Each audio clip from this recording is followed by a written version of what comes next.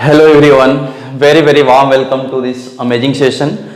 So my dear students, आज के इस लेक्चर में जो है हम लोग कुछ आगे की तरफ बढ़ेंगे.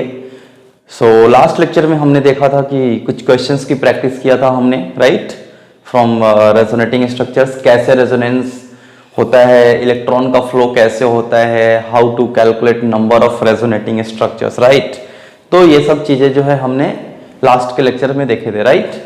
सो in this lectures today what we are going to do, first जो हमारा बेसिक्स टॉपिक होगा वो होगा डी ऑर्बिटल रेजोनेंस, राइट. काफी इंपॉर्टेंट होता है डी ऑर्बिटल रेजोनेंस, क्योंकि जब हम आगे की ओर बढ़ेंगे, जब हम एप्लीकेशंस करेंगे इलेक्ट्रॉनिक इफेक्ट के, तो वहां पे जो है ये काम में आएगा, राइट. चलिए, और उसके बाद जो है हम लोग बहुत ही एक इंपॉर्टेंट और टॉपिक होने वाला है, बिकॉज देखो जीओसी का हर एक टॉपिक इंपॉर्टेंट होता है ना. बट जो क्वेश्चंस आते हैं जैसे स्टेबिलिटी ऑफ रेजोनेटिंग स्ट्रक्चर्स, तो लास्ट लेक्चर्स में हमने देखे थे कि रेजोनेटिंग स्ट्रक्चर्स जो है ड्रॉ कैसे करना है, राइट. तो इस लेक्चर्स में हम लोग सबसे पहले स्टार्ट करेंगे डी ऑर्बिटल रेजोनेंस, राइट. तो देख लेते हैं क्या होता है डी ऑर्बिटल रेजोनेंस.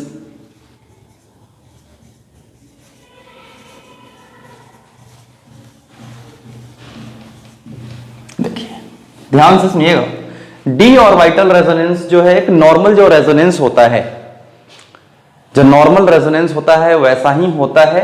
बट जो नॉर्मली जो रेजोनेंस होता है उस केस में हम लोग जनरली क्या यूज करते हैं, पी ऑर्बिटल यूज होता है.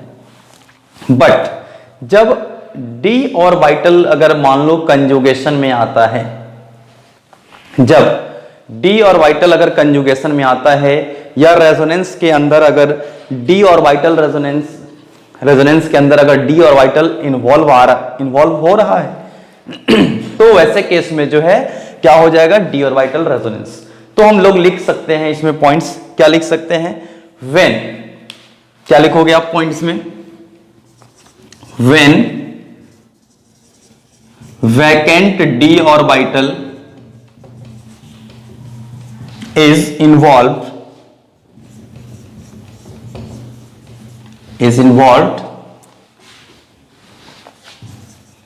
in resonance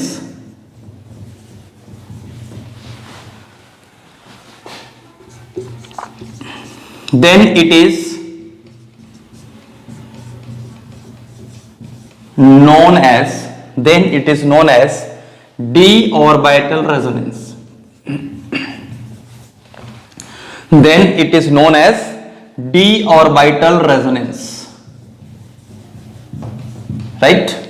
अब देखो इसका ना काफी ज्यादा यूजेस हैं आगे, है ना. आगे जब हम एप्लीकेशंस देखेंगे तो उसमें यूज तो करेंगे, बट एक छोटा सा एग्जांपल लेकर के आपको समझाते हैं हम, है ना. जैसे देखो क्या है, CH2 निगेटिव Cl, है ना. तो ऐसा लग रहा है कि यहां पे कोई कंजुगेशन नहीं है, बट माय डियर स्टूडेंट ध्यान से सुनिएगा कि जो क्लोरीन है ये है आपके थर्ड पीरियड एलिमेंट, राइट. कौन से पीरियड के एलिमेंट है, थर्ड पीरियड के एलिमेंट, राइट. तो थर्ड पीरियड के एलिमेंट है, इट मींस कि इसके पास वैकेंट डी ऑर्बिटल होगा, राइट. चलिए, तो वैकेंट डी ऑर्बिटल अगर हुआ इट मींस कि ये जो है इलेक्ट्रॉन एक्सेप्ट कर सकता है, बिल्कुल करेगा. और यहां से जो है आप इसको डी ऑर्बिटल रेजोनेंस करवाएंगे, और बेसिकली ये हो तो रहा है रेजोनेंस क्योंकि क्लोरीन का डी ऑर्बिटल इन्वॉल्व है, that's why it is known as d orbital resonance. I hope कि एक चीज क्लियर होगा. अगर कुछ डाउट्स होता है please tell me in the comment section, है ना. CH2 double bond Cl negative, है ना. इसको हम एक एप्लीकेशन के थ्रू समझते हैं. कई बार जो है ये क्वेश्चंस काफी कॉमन क्वेश्चंस होते हैं, CF3 माइनस और CCl3 माइनस, है ना. CF3 माइनस और CCl3 माइनस कुछ समय और रुकेंगे तो ये आप खुद कर लेंगे, बट अभी के लिए भी देखते हैं क्या करना है. यहाँ पे देखो क्या है, बेसिकली इन दोनों को ना हमें स्टेबिलिटी कंपेयर करना है. क्या करना है, कंपेयर, स्टेबिलिटी बताना है. तो यहां पर जो है आपको बताना है स्टेबिलिटी. तो स्टेबिलिटी CF3 माइनस और CCl3 माइनस इन दोनों में किसका ज्यादा है, राइट. तो माय डियर फ्रेंड ध्यान से सुनिएगा, बहुत ही इंपॉर्टेंट है यहाँ पे.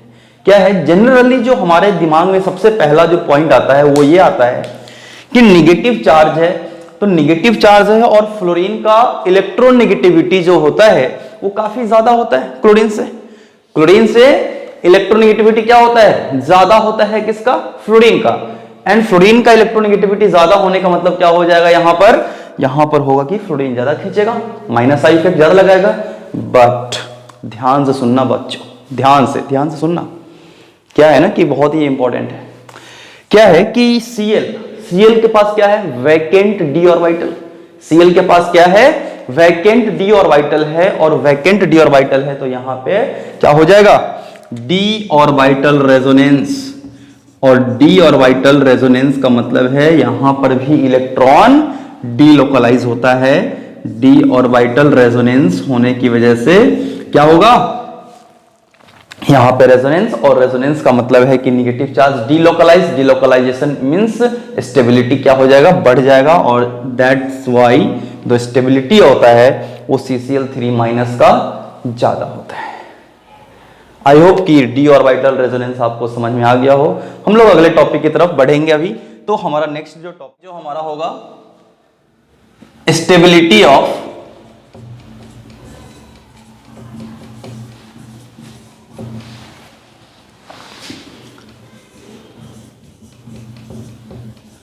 Resonating structure. स्टेबिलिटी ऑफ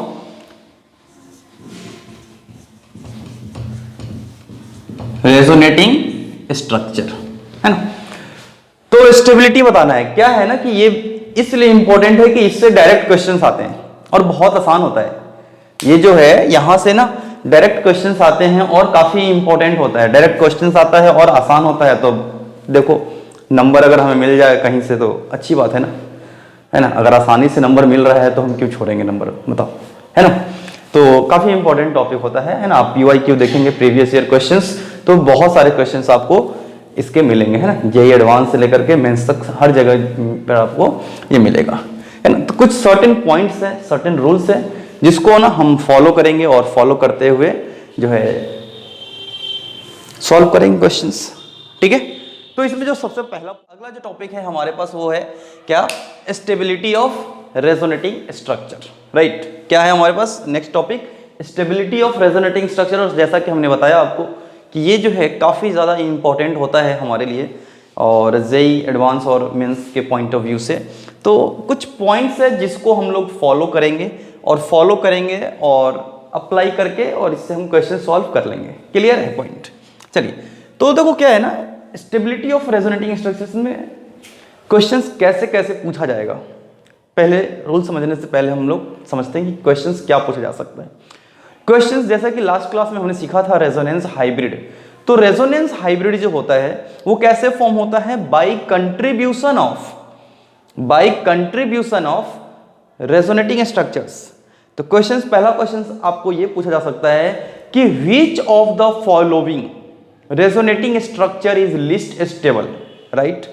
दूसरा पूछा जा सकता है कि इसमें से कौन से रेजोनेटिंग स्ट्रक्चर का कंट्रीब्यूशन जो है सबसे हाईएस्ट है, राइट। तीसरा क्वेश्चन पूछा जाएगा कि इसमें से कौन से रेजोनेटिंग स्ट्रक्चर का एनर्जी जो है सबसे कम है या सबसे ज्यादा है। इनडायरेक्टली वो स्टेबिलिटी को ही जानना चाह रहा है, राइट। और फोर्थ टाइप का क्वेश्चन पूछेगा कि arrange the following resonating structure in decreasing और increasing order of their stability. तो इन 3-4 टाइप्स के जो है ना क्वेश्चंस यहां से आपको पूछा जा सकता है, राइट। और सभी में आपको क्या देखना है, स्टेबिलिटी ऑफ रेजोनेटिंग स्ट्रक्चर। तो माय डियर फ्रेंड ध्यान सुनना, है ना, हल्के में मत रखो इसको, है ना। काफी हल्के मिलेंगे तो फिर भारी पड़ेगा फिर, है ना।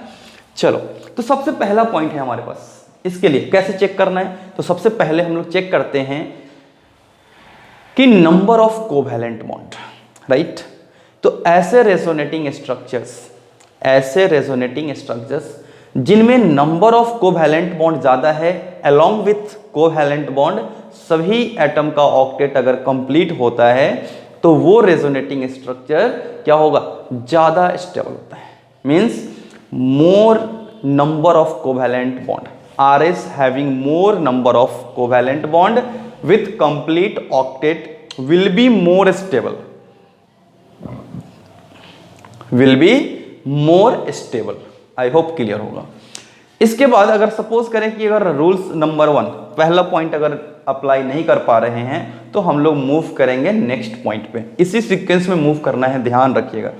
चलो एक चीज और मैं बताना चाहूंगा यहां पर कि नंबर ऑफ कोवैलेंट बॉन्ड हम कैसे काउंट करेंगे। क्या सर हमें सभी को काउंट करना जरूरी है? तो नो, ध्यान सुनिएगा। जब हम रेजोनेटिंग स्ट्रक्चर्स को पढ़ रहे थे तो वहां पर आपको बताया गया था कि सिग्मा बॉन्ड में कोई चेंजेस नहीं होती है, राइट। इट मीन्स कि जितने भी रेजोनेटिंग स्ट्रक्चर्स होंगे सिग्मा बॉन्ड तो सेम ही रहने वाला है, सिग्मा बॉन्ड सेम रहने वाला है। सिर्फ और सिर्फ क्या चेंजेज होंगे, पाई बॉन्ड की नंबर्स क्या होंगे, चेंज होंगे, राइट। तो पाई बॉन्ड का नंबर चेंज होने वाला है तो पाई बॉन्ड को क्या करना है, सिर्फ पाई बॉन्ड को काउंट करो और आगे बढ़ो, है ना। हमें सभी बॉन्ड को काउंट करने की जरूरत नहीं है। क्लियर। चलिए दूसरा पॉइंट है हमारे पास कि सपोज कीजिए कि अगर कोवैलेंट बॉन्ड सेम आ जाता है, number of covalent bond, stability ज्यादा होगा जिसमें क्या है, चार्ज नहीं है। मतलब in case of same number of covalent bond neutral is more stable then charged, neutral is more stable then charged, right. Third point है हमारे पास नेक्स्ट, अगर ये भी इनवैलिड हो रहा है तो हम आगे की तरफ मूव करेंगे और अगले क्वेश्चन अगले पॉइंट की तरफ बढ़ेंगे। और अगला पॉइंट क्या है हमारे पास, तो अगला पॉइंट है हमारे पास कि निगेटिव चार्ज, मतलब ऐसे रेजोनेटिंग स्ट्रक्चर ज्यादा स्टेबल होंगे जहां पर नेगेटिव चार्ज कहां है, मोर इलेक्ट्रोनेगेटिव एटम के ऊपर, और पॉजिटिव चार्ज जो है लेस इलेक्ट्रोनेगेटिव के ऊपर है। देखो मैं इसको समझाता हूं, ठीक है, ये यहां का पॉइंट नहीं है बट हम समझते हैं कि क्यों आखिर जो है निगेटिव चार्ज मोर इलेक्ट्रोनेगेटिव के ऊपर स्टेबल होता है और पॉजिटिव चार्ज लेस इलेक्ट्रोनेगेटिव। पहले सोचो आप कि निगेटिव चार्ज कैसे फॉर्म होता है, एडिशन ऑफ इलेक्ट्रॉन, राइट। तो एडिशन ऑफ इलेक्ट्रॉन जो होता है वो डिपेंड करता है इलेक्ट्रोनेगेटिव, क्योंकि जिसका इलेक्ट्रोनेगेटिविटी ज्यादा होता है वहां आसानी से इलेक्ट्रॉन क्या होता है, ऐड होता है। क्लियर है। और साथ ही साथ जो मोर इलेक्ट्रोनेगेटिव होता है वो इलेक्ट्रॉन जो एडिशनली आया है, जो ऐड किया गया है इलेक्ट्रॉन, उसको काफी अच्छे से स्ट्रांगली उसके ऊपर क्या करेगा, फोर्स लगाएगा। क्लियर है। That is why negative charge is more stable than, negative charge is more stable on more electron negative atom. Clear है पॉइंट। चलिए, और पॉजिटिव चार्ज के बारे में अगर हम बात करें तो पॉजिटिव चार्ज कैसे बनाया जाता है, आयोनाइजेशन ऑफ इलेक्ट्रॉन, मतलब एक इलेक्ट्रॉन को आयोनाइज करो, निकालो, और फिर हमें क्या बनता है, पॉजिटिव चार्ज। तो आसानी से कौन निकलने देगा, इलेक्ट्रॉन जो लेस इलेक्ट्रोनेगेटिव है। That is why positive charge is more stable on less electronegative and negative charge is more stable on more electronegative atom. I hope ये पॉइंट क्लियर होगा। अगर मान लो कि यहां पर भी ये पॉइंट नहीं लग रहा है, नहीं लगा पा रहे हैं, तो हम बढ़ेंगे अगले पॉइंट्स की तरफ। क्या है हमारा अगला पॉइंट, तो अगला पॉइंट है, आप खुद सोचो, दो पॉजिटिव चार्ज को पास में लेकर आओ, रिपल्सन करेंगे ना, बताओ करेगा रिपल्सन। क्लियर है पॉइंट। या दो नेगेटिव चार्ज को लेकर आ जाओ पास में, वो भी रिपल्सन करेगा, क्यों नहीं करेगा, सेम नेचर है दोनों का, positive positive, negative negative. Clear. तो ध्यान सुनिएगा, अब रिपल्सन हो रहा है, दो पॉजिटिव चार्ज के बीच रिपल्सन हो रहा है, तो रिपल्सन कब होगा, रिपल्सन बढ़ने से होगा क्या कि मॉलिक्यूल का स्टेबिलिटी कम हो जाएगा। मॉलिक्यूल का स्टेबिलिटी क्या होगा, कम हो जाएगा। बालक ध्यान से समझना, तो कम होगा तो हम क्या करेंगे कि जो लाइक चार्ज है, मतलब सेम चार्ज, पॉजिटिव पॉजिटिव या निगेटिव निगेटिव, हम उसको क्या करेंगे, बहुत दूर रखेंगे तो ज्यादा स्टेबिलिटी मिलेगा, क्योंकि पास में रहने से रिपल्सन ज्यादा, और रिपल्सन ज्यादा तो स्टेबिलिटी कम। बस सीधा सा सिंपल सा इक्वेशन है। तो क्या करना है कि लाइक चार्ज जितना दूर हो, फार फ्रॉम ईच अदर, उतना बढ़िया है। और अनलाइक चार्ज, अब पॉजिटिव निगेटिव में अट्रैक्शन होता है यार, अट्रैक्शन हो रहा है तो पास में रखो और ज्यादा अट्रैक्शन होगा, है ना। आपने फोर्स पढ़ा होगा, force F is equals to KQ1Q2/R², Coulomb's law में, राइट, फिजिक्स में पढ़ते हैं आप, राइट। तो वहां से आप बता सकते हैं कि अगर R कम होगा तो फोर्स बढ़ेगा। के लिए तो निगेटिव चार्ज क्या लिखा गया है कि like charge should be far from each other and unlike charge should be closer to each other. Unlike charge जितना पास होंगे एक दूसरे से उतना ज्यादा क्या होगा, अट्रैक्शन, और उतना ही ज्यादा मॉलिक्यूल की स्टेबिलिटी होगा। कहते हैं क्या है कि नेक्स्ट पॉइंट जो है हमारे पास वो है कि अगर मान लीजिए कि दो कंपाउंड को स्टेबिलिटी चेक करना है और अगर दोनों कंपाउंड में अगर number of resonating structure same आते हैं तो वैसे केस में उस कंपाउंड का स्टेबिलिटी ज़्यादा आएगा जहां पर आइडेंटिकल आरएस होगा, जिसका आइडेंटिकल आरएस होगा। आइडेंटिकल आरएस क्या होता है इसको समझते हैं। वैसे इसको हम लोग आगे पढ़ने वाले हैं बट थोड़ा बहुत हम लोग थोड़ा हिंट दे देते हैं यहाँ पर क्या होता है आइडेंटिकल। तो आइडेंटिकल आरएस सीधा सिंपल सी बात है, जिसका शकल सूरत मैच करता है उसको हम लोग आइडेंटिकल कहते हैं। मीन्स ऐसे रेजोनेटिंग स्ट्रक्चर जिसका एनर्जी सेम हो, सिमिलर दिखता है, उसको हम लोग क्या कहते हैं, आइडेंटिकल रेजोनेटिंग स्ट्रक्चर। क्लियर है पॉइंट? तो इसको नोट कीजिए पॉज करके और फिर हम लोग आगे की तरफ बढ़ते हैं और हम लोग कुछ क्वेश्चंस प्रैक्टिस करेंगे and will see the next topics. हम लोग अब स्टार्ट करते हैं फिर से, अब कुछ क्वेश्चंस की प्रैक्टिस करते हैं। तो हमने कुछ पॉइंट्स को अभी समझा है कि कैसे how to check resonating structures की स्टेबिलिटी, राइट। तो इसके लिए हमने क्या क्या देखा है पॉइंट्स। फर्स्ट नंबर पॉइंट्स ये है हमारे पास कि ऐसे रेजोनेटिंग स्ट्रक्चर्स जिसके पास more number of covalent bond होगा वो ज़्यादा स्टेबल होगा।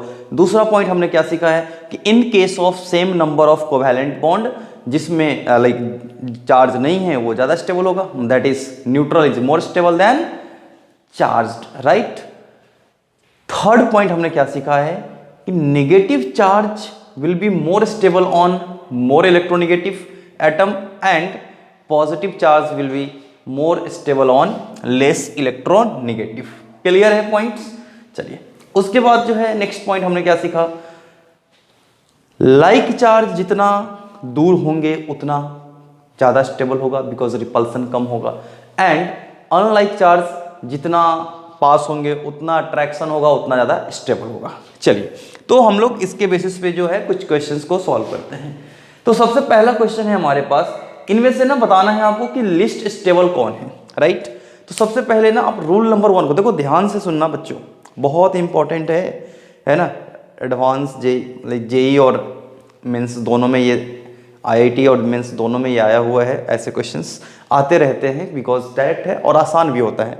सो प्लीज सॉल्व करें इसको, नीट में, जेई में, एडवांस हर जगह पे आता है ना। तो सबसे पहला क्वेश्चन है हमारे पास, लिस्ट स्टेबल आरएस कौन होगा इसमें, है ना। तो बहुत सिंपल है, रूल नंबर 1 लगाएंगे आप। तो रूल नंबर 1 के बेसिस पे आप देखेंगे तो इसमें सबसे ज्यादा स्टेबल कौन होगा, जिसमें सबसे ज्यादा नंबर ऑफ कोवैलेंट बॉन्ड होगा। और कोवैलेंट बॉन्ड कैसे हम लोग काउंट करते हैं, तो कोवैलेंट बॉन्ड देखो अभी हमने रेजोनेटिंग स्ट्रक्चर वाले लेक्चर्स में देखा था हमने कि सिग्मा बॉन्ड के फर्क नहीं पड़ता है, सिग्मा बॉन्ड के काउंटिंग में कोई फर्क नहीं आता है, और नहीं आने की वजह से हम क्या काउंट कर सकते हैं, सिर्फ पाई बॉन्ड काउंट कर लो यार। क्लियर है? तो देखो ये तो सबसे ज्यादा स्टेबल दिख रहा है, तो 1 और 2 में देख लो, ए और बी में दोनों में ज्यादा स्टेबल कौन होगा, तो दोनों में चार्ज की अगर हम बात करें तो नाइट्रोजन पे पॉजिटिव चार्ज है, ठीक है। निगेटिव चार्ज कार्बन पे, निगेटिव चार्ज कार्बन पे है, पॉजिटिव कार्बन पे, पॉजिटिव कार्बन पे है। मतलब यहां से हम ये कहना चाहेंगे कि इससे तो नहीं कर पाएंगे, तो नेक्स्ट रूल चलेंगे क्योंकि रूल्स को उसी के सीक्वेंस में करना है यूज। तो लाइक चार्ज जितना दूर रहे उतना ज़्यादा स्टेबल है। देखो यहाँ पे प्लस प्लस चार्ज जो है ये दोनों क्या है, पास में है, यहाँ पे प्लस प्लस चार्ज क्या है, दूर है, तो मतलब ये ज़्यादा स्टेबल होगा। तो फिर आंसर आपका क्या हो जाएगा, ए क्या हो जाएगा यहाँ पे, लिस्ट स्टेबल हो जाएगा। साथ ही साथ हमने पिछले लेक्चर्स में हमने ये सीखा था कि up to second period element और atom can not have more than 8 electron in their valence shell, right. Clear होगा ये पॉइंट। तो वैलेंस सेल में जो है 8 से ज्यादा इलेक्ट्रॉन नहीं रख सकता है कौन, up to second period element, because उसके पास रखने के लिए और ऑर्बिटल्स नहीं होते हैं। आप सोचिए ना, अगर आपके घर में या आपके रूम के अंदर अगर 10 लोग रह सकते हैं तो क्या आप 20 लोगों के अकोमोडेट कर पाएंगे, नहीं, राइट। तो वैसा ही कुछ यहाँ पर भी है, हमें सोचना पड़ता है कि अगर सेकेंड पीरियड के एलिमेंट, क्योंकि कई जगह पे जो है ना क्वेश्चंस में इसको डायरेक्ट यूज करवा दिया जाता है ना। अभी हमारे पास जो क्वेश्चन है कुछ ऐसा ही क्वेश्चन है, देखिए क्या बोला गया, the most unlikely representation of resonance structure of para nitrophenoxide. देखो ध्यान से क्या बोला गया है, मोस्ट अनलाइकली। अनलाइकली का मतलब है कि जो यूजुअल नहीं है, जो रॉन्ग है, वही चीज आपको बताना है। तो देख लो आप, इन सभी में क्या है, कोवैलेंट बॉन्ड की बात करो तो सभी में सेम है क्या? सभी में सेम नहीं है। सबसे ज्यादा किस में है? देख लो, 3 पाई बॉन्ड है, 4 पाई बॉन्ड, इधर आपके पास 1 2 3 4 पाई बॉन्ड है, इधर कितना है 1 2 3 4 5 पाई बॉन्ड है, मतलब ये ज्यादा स्टेबल होना चाहिए था।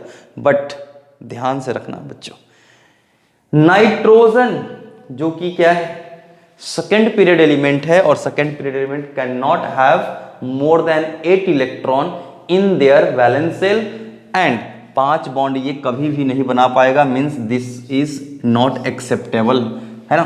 तो ये काफी क्या है, अनलाइकली रिप्रेजेंटेशन इसको हम लोग कह सकते हैं। चलिए, इसके बाद जो है हमारे पास नेक्स्ट क्वेश्चन है, arrange them in decreasing order of stability. मतलब ये सब क्वेश्चन जो दिए गए हैं इसको आपको क्या करना है, डिक्रीजिंग ऑर्डर में अरेंज करना है। तो सबसे पहले देख लेते हैं, इसमें एबीसी में आप देखोगे तो एबीसी के अंदर में क्या होगा, ए जो है, ए बी सी तीनों में नंबर ऑफ कोवैलेंट बॉन्ड तो सेम ही दिख रहा है, राइट। 1 पाई बॉन्ड है, 1 पाई बॉन्ड है, 1 पाई बॉन्ड है। तो अगर ऐसे केस आते हैं तो हम क्या करते हैं, neutral is more stable, that is a का जो स्टेबिलिटी होगा वो क्या हो जाएगा, ज्यादा होगा किससे, बी एंड सी से। बी एंड सी में क्लियरली दिख रहा है कि यहां पर जो पॉजिटिव चार्ज आया है ये क्या है, इस पॉजिटिव चार्ज की वजह से इसका ऑक्टेट इनकम्प्लीट है, दैट इज लेस स्टेबल है। So A then C then B. I hope कि ये चीज क्लियर होगा। अगर कुछ भी डाउट्स होता है प्लीज कमेंट सेक्शन में जरूर बताइएगा, है ना। नेक्स्ट आप ध्यान से देखें, आई थिंक ये खुद आप बना सकते हैं, तो थोड़ा सा स्क्रीन को पॉज करके क्वेश्चंस को अटेम्प्ट कर ले तो ज्यादा बेटर है, बिकॉज खुद से जब सॉल्व करेंगे तो कॉन्फिडेंस क्या होगा, बूस्टअप होगा, राइट। खुद से जब सॉल्व करेंगे तो कॉन्फिडेंस थोड़ा सा बूस्टअप होगा, है ना। चलो, तो इसमें देख लो आप लोग, इस केस में आपको क्या करना है, फिर से वापस वही रूल्स को यूज करना है। क्या, maximum number of covalent bond. A B C में आपको दिख रहा हो क्लियरली कि ए में कोवैलेंट बॉन्ड क्या है, ज्यादा है बी एंड सी से। बी एंड सी में देखो नंबर ऑफ कोवैलेंट बॉन्ड भी सेम है और न्यूट्रल नहीं है कोई, सभी पे चार्ज है। तो rule number 1 and 2 invalid, right. Rule number 3 में चलते हैं। रूल नंबर 3 क्या कहता है, positive charge should be on less electronegative and negative charge should be on more electronegative. बताइए कौन सा इसमें आएगा। तो क्लियरली दिख रहा है कि नेगेटिव चार्ज कहां पर होना चाहिए, ऑक्सीजन पे होना चाहिए, और पॉजिटिव चार्ज कहां होना चाहिए, कार्बन पे, तो ज्यादा स्टेबल होगा। So the answer will be A B C. I hope ये चीज क्लियर होंगी आपको। चलिए, नेक्स्ट क्वेश्चन है हमारे पास, सिमिलर टाइप के क्वेश्चन है। तो यहां से वापस फिर से चलते हैं अपन, फिर से देखोगे क्या होगा, maximum number of covalent bond, फिर से रूल्स को यूज करते जाओ आप लोग। Maximum number of covalent bond क्या है, ए एंड सी में है, तो ए एंड सी का ज्यादा होगा। ए एंड सी में किसका ज्यादा होगा, तो दोनों में number of covalent bond same है। सो ये क्या है, neutral more stable, A greater than C. B and D में आप देखें तो बी एंड डी में क्या लगाओगे, कोवैलेंट बॉन्ड सेम है, चार्ज्ड स्पीसीज है। Rule number 1 2 invalid. Next rule क्या कहता है हमारे को, तो हमें कहता है कि निगेटिव चार्ज कहाँ होना चाहिए, मोर इलेक्ट्रोनेगेटिव के पास होना चाहिए, और पॉजिटिव चार्ज कहाँ होना चाहिए, लेस इलेक्ट्रोनेगेटिव पे, राइट। तो देखो ध्यान से कि इसमें निगेटिव चार्ज ऑक्सीजन पर है, सही है, ठीक है, कार्बन पर पॉजिटिव चार्ज है, वैलिड है। यहाँ पर जो है पॉजिटिव चार्ज ऑक्सीजन पे हाईली अनस्टेबल, मतलब ए सी बी डी। देखो कितना आसान है, राइट, इतना आसान है।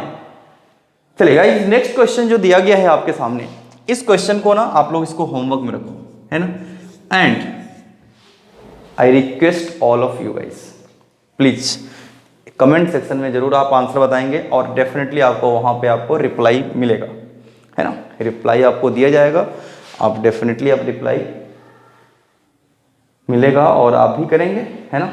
चलिए, नेक्स्ट क्वेश्चन है आपके पास, और ये जो क्वेश्चन है ना ऑलरेडी पूछा गया है ना, आईआईटी में पूछा जा चुका है ये क्वेश्चंस, और आपको देख सकते हो कि कितना आसानी से हम ये क्वेश्चन को सॉल्व कर सकते हैं। अगर हम 4-5 पॉइंट्स को अगर दिमाग में रखें तो कोई भी क्वेश्चंस को हम अटेम्प्ट कर सकते हैं। क्लियर? चलिए अब देखो ध्यान से, रूल नंबर 1 क्या कहता है बालक? तो रूल नंबर 1 ये है कि जिसमें नंबर ऑफ कोवैलेंट बॉन्ड ज़्यादा होगा, स्टेबिलिटी उसी का ज़्यादा होगा। देख लेते हैं फिर। तो किस में ज़्यादा है कोवैलेंट बॉन्ड? इसमें एक एक्स्ट्रा एक पाई बॉन्ड है, इसमें 2 पाई बॉन्ड है, इसमें 1 पाई बॉन्ड है, इसमें 2 पाई बॉन्ड है, राइट? तो ए एंड सी में जो है कोवैलेंट बॉन्ड ज़्यादा है, राइट? तो कोवैलेंट बॉन्ड ज़्यादा है तो ए का और सी का स्टेबिलिटी ज़्यादा होगा। ए और सी का स्टेबिलिटी क्या हो जाएगा? ज़्यादा हो जाएगा। ठीक है, अब ए और सी में कैसे फाइंड आउट करना है? तो ए एंड सी में अगर देखोगे तो दोनों चार्ज स्पीसीज है and equal number of pi bond है। क्लियर? तो इसके लिए अपने को करना क्या है? अगले रूल में चलते हैं। अगला रूल क्या कहता है? Positive charge should be on less electronegative. देख लेते हैं, पॉजिटिव चार्ज नाइट्रोजन पर है, इधर भी नाइट्रोजन पे है, दोनों सेम हो गया। Negative charge should be on more electronegative, इधर नाइट्रोजन पर है, इधर कार्बन पे है, मतलब नाइट्रोजन वाला जो है ज्यादा स्टेबल हो जाएगा। क्लियर है? तो ए इज मोर स्टेबल देन सी। अब बी एंड डी में चलते हैं। तो बी एंड डी में देखोगे आप तो निगेटिव चार्ज नाइट्रोजन पर है, पॉजिटिव चार्ज कार्बन पे है। निगेटिव चार्ज कार्बन पर है, पॉजिटिव चार्ज नाइट्रोजन पे है, मतलब मोर इलेक्ट्रोनेगेटिव के ऊपर पॉजिटिव चार्ज है और लेस के ऊपर निगेटिव चार्ज है, मतलब ये अनस्टेबल हो जाएगा। So A C B and D. I hope ये कॉन्सेप्ट आपको क्लियर होगा, है ना? चलिए नेक्स्ट है हमारे पास question, which of the following structure could not make greater contribution to the resonance hybrid. ध्यान से सुनिएगा बालक, क्या बोला गया है कि इसमें से कौन से स्ट्रक्चर है जो रेजोनेंस हाइब्रिड में बहुत ज्यादा कंट्रीब्यूशन नहीं कर सकता है। क्लियर है? तो एक चीज ध्यान रखना आप बच्चों, हमने अभी जो स्टार्टिंग में आपको बताया कि they can ask you 3-4 types questions from this topic, है ना, जो कि हमने आपको ऑलरेडी एक्सप्लेन किया है स्टार्टिंग में। तो देख सकते हो क्या बोला गया है, unlikely could not make greater contribution, मतलब इसमें से ऐसा कौन सा कंपाउंड है जो बहुत ज्यादा कंट्रीब्यूट रेजोनेंस हाइब्रिड में नहीं कर सकता है। इसका मतलब यही है, और ये कैसे होगा? तो सबसे कम कंट्रीब्यूशन होगा वही होगा आंसर। तो देख लो सबसे अनस्टेबल कौन है ज्यादा। तो देखोगे आप इसमें तो बी इज क्लियरली कि यहाँ पे नाइट्रोजन जो है 5 बॉन्ड बना के रखा है, 10 इलेक्ट्रॉन पॉसिबल नहीं है नाइट्रोजन के लिए, and that is why this is the correct answer. जिस इट मीन्स कि इसका कंट्रीब्यूशन बहुत बहुत कम होगा।